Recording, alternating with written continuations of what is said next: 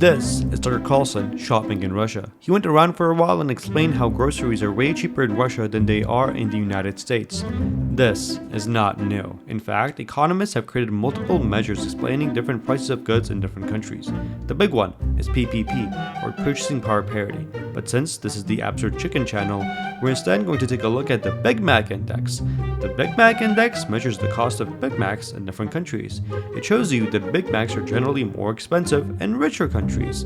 Switzerland here comes out on top with a Big Mac costing over $8. On the flip side, you have developing countries such as Indonesia, where Big Macs are closer to $2. So why is this?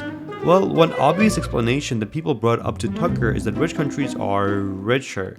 Sure, groceries cost less than Russia, but the average yearly income there in 2023 was around $13,000, with the same number in the US coming in at $85,000. So that solves it, right? People in rich countries have more money and spend it, making things expensive. No, not at all. Here's the thing, imagine you have two cities. One where a bottle of water costs $1 and another where it costs $5. What will you do? Well, you can buy water from the cheaper city and take it to the more expensive one. This way, you make money. In fact, people will keep doing this until the prices equalize.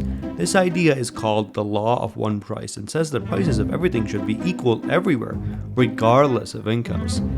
That is clearly not true. The tougher question is why the law of one price fails to hold. It gets even weirder when you take a closer look at the Big Mac Index and notice that Taiwan, a fairly rich country, is at the bottom. Enter the Baumol Effect, named after, you guessed it, a guy called Baumol. The Baumol Effect helps solve an important part of our puzzle. It observes that as countries become richer, the cost of services increases. Services here refer to, say, Uber drivers or hairdressers. Here's the logic. If you're in a rich country, you can make a decent amount of money by getting a normal job, say at a bank. If your country's poor, there's generally less opportunities to make a lot of money. This means that you'll be willing to accept a lower pay to become an Uber driver, hairdresser, or some other type of service worker than you would in a rich country. So the cost of a service worker will be higher in developed countries than it is in developing countries. We also don't need to worry about the law of one price here because services are not tradable. Sure, you can load up on rice from Argentina and put it on a plane to the US to become rich, but you can't just ship hairdressers since people aren't objects. But this still doesn't fully solve the puzzle of why the price of Big Macs differs across borders. I mean, it gives us a hint in the form of trade barriers. The two cities in our earlier example were separated by a big wall built by an orange man. They would not be able to take water from one city to another. But we have these price differentials even within Europe, and there are essentially no borders. So what's going on? I'm going to disappoint you here and admit that there's no one accepted answer, but that we have hints of possible explanations. Let me give you my favorite one. This explanation relates to opportunity costs. In a nutshell, if you're in a rich country making $100 an hour, then you value your time a lot. Whereas if you're only making $10 an hour, your time is cheaper.